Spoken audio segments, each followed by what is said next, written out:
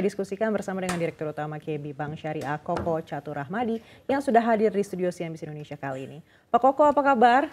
Baik, Mbak Neke, selamat siang, apa kabar? Baik, tentunya. Pak Koko, menarik sekali kalau melihat capaian perbankan di kuartal 1 2024. Lalu untuk di KB Bank Syariah sendiri, apakah sudah sesuai dengan ekspektasi? Oke, selamat siang rekan-rekan semua. Mungkin dapat saya sampaikan puji syukur alhamdulillah bahwa untuk KB Bank Syariah pada Q1 2024 ini dari sisi pembiayaan maupun dana pihak ketiga kita masih bisa tumbuh dengan baik. Jadi tadi yang disampaikan di awal bahwa OJK sangat optimis, kami di industri merasakan juga bahwa Q1 ini kami masih bisa tumbuh dengan baik. Dan kemudian dari sisi PPOP maupun laba kita juga masih bisa tumbuh. Kemudian penetrasi ke customer juga bisa kita lakukan dengan baik. Sehingga rencana-rencana kita untuk ekspansi baik dari sisi network, sisi produk maupun sisi layanan masih tetap optimis kita lanjutkan di tahun 2024 ini. Baik, dengan optimisme yang cukup tinggi ini apakah ada rencana revisi target ke atas Pak di pertengahan tahun? Kalau revisi pasti ada, cuma revisinya ke atas, ke bawah atau tetap itu nanti masih kita godok, masih ada waktu bulan Juni ini. Tapi yang jelas bahwa kami di industri optimis dengan pertumbuhan yang ada di industri perbankan saat ini, dengan kondisi mikro maupun makro di Indonesia. Dan kalau dari sisi revisi mungkin tidak hanya secara angka yang kita revisi, mungkin ada beberapa hal gitu ya. Apakah ada penambahan jaringan layanan network baru atau mungkin penambahan layanan produk baru dan lain sebagainya. Jadi memang kalau di perbankan itu kan ada kesempatan untuk melakukan revisi rencana bisnis bank di pertengahan tahun dan ini akan kami manfaatkan dengan baik sambil melihat kondisi satu semester ke depan. Baik, dan Bank Indonesia juga menyatakan untuk kinerja perbankan syariah ini sebenarnya masih kondusif gitu. Dan juga diekspektasi akan terus menanjak hingga akhir tahun. Artinya KB Bank Syariah siap untuk bisa mewujudkan target dari Bank Indonesia tersebut. Bismillah kita siap. Kenapa? Karena beberapa kali saya sampaikan bahwa dengan 270 juta penduduk yang diklaim 85% Muslim, dan kita akan menikmati bonus demografi 10-15 tahun ke depan dan government sudah mencanangkan Indonesia Emas 2045 ya, kami harus optimis mau nggak mau. Kalau nggak optimis kita ketinggalan kereta itu ya. Jadi kita melihat bahwa saat ini regulator baik BI maupun OJK sudah sejalan dan hajatan nasional sudah selesai dan berlangsung dengan aman.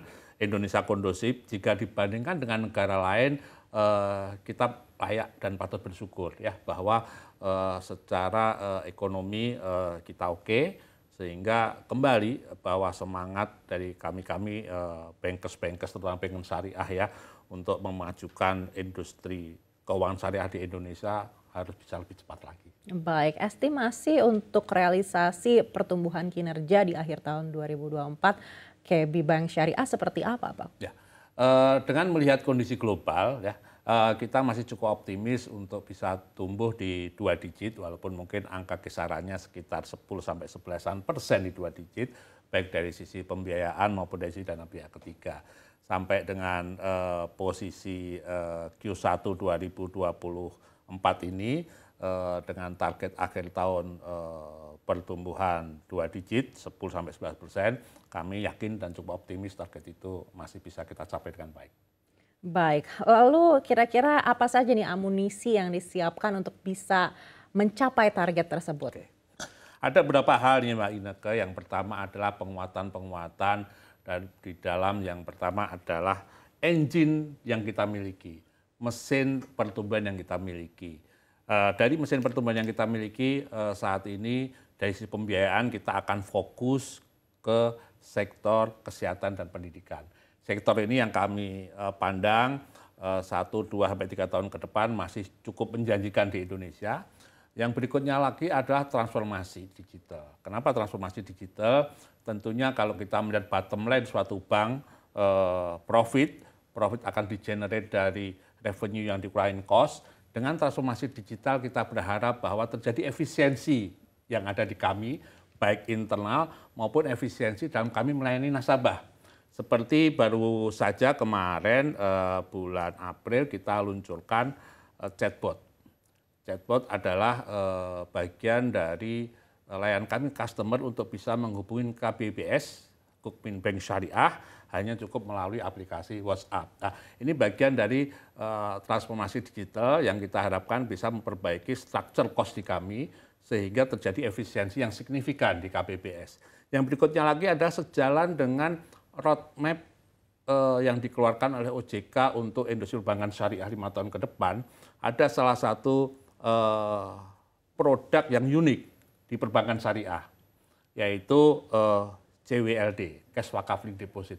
Syukur alhamdulillah kami di KBBS merupakan salah satu dari beberapa bank mungkin yang sudah di-endorse oleh teman-teman dari regulator dari OJK untuk bisa meluncurkan produk Cash Wakaf Link Deposit. Ya, dengan hal-hal ini kami berharap bahwa kami KBBS bisa menggarap market dengan baik, bisa memenuhi layanan nasabah dengan lebih baik lagi, dan ujung-ujungnya penetrasi edukasi dan literasi kepada tentang industri keuangan syariah kepada seluruh masyarakat Indonesia menjadi lebih baik dan lebih meningkat kembali. Baik, bagaimana untuk produk kredit perumahan atau KPR? Seperti apa rencana dari KB Bank Syariah, terutama untuk sektor ini sedang mendapat sorotan dari masyarakat karena akan ada pemotongan untuk KPR? Ya, menarik. Mungkin secara sedikit ya, kalau di syariah pembiayaan pemilikan rumah.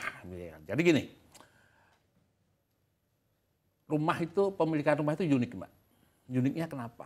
Ya, permintaan tiap tahun bertambah, tetapi lahannya tetap. Kenapa lahannya buminya segitu-gitu aja gitu kan? Sehingga pasti harganya tiap kali naik. Nah, khusus untuk rumah ini persepsi pribadi saya adalah mestinya tiga partit nih ya, industri kami, ya, government, ya, kemudian regulator yang khusus ngurusin kami di industri yaitu OJK misalkan gitu ya, mengeluarkan suatu terobosan produk baru.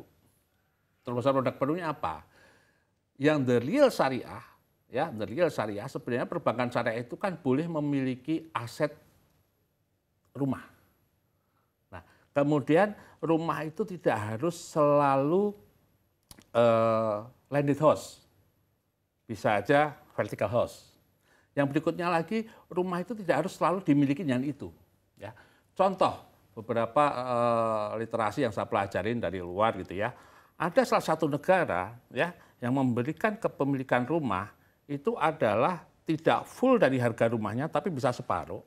Sehingga ketika misalkan keluarga muda kemudian keluarga setelah 5 tahun punya anak 2 atau 3, dia mungkin butuh rumah agak besar.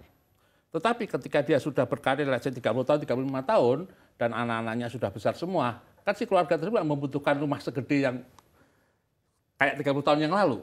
Nah, rumah tersebut bisa dijual kembali dan si keluarga dari keluarga kecil lagi kan, ini bisa menggunakan hasil penjualan tersebut untuk memiliki rumah yang lebih kecil, ya, sehingga beban dari pembiayaannya tidak sebesar ketika harus konsep rumah harus dimiliki. Nah, di syariah sangat banyak akad-akad atau produk yang bisa menjembatani hal seperti ini. Jadi kalau di konvensional itu ada balloon payment. Kalau di kami ada yang namanya IMBT, Ijarah Mutabiyah Bitamlik.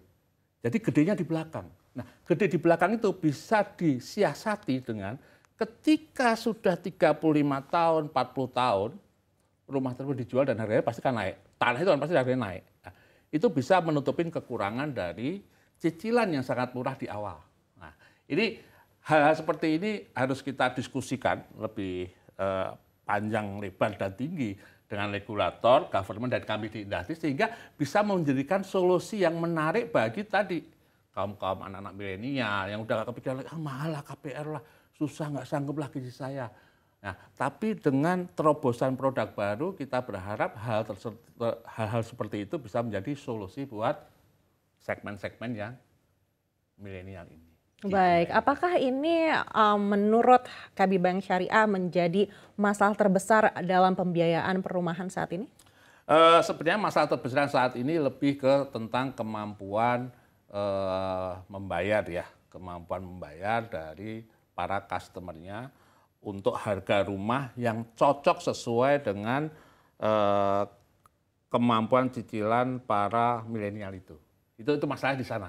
Di biayanya pasti mentok-mentok lah, ya kan? Sementara harga rumah naik terus. Nah, kita atasi dengan tadi, ya, tidak harus memiliki rumah tersebut, ya.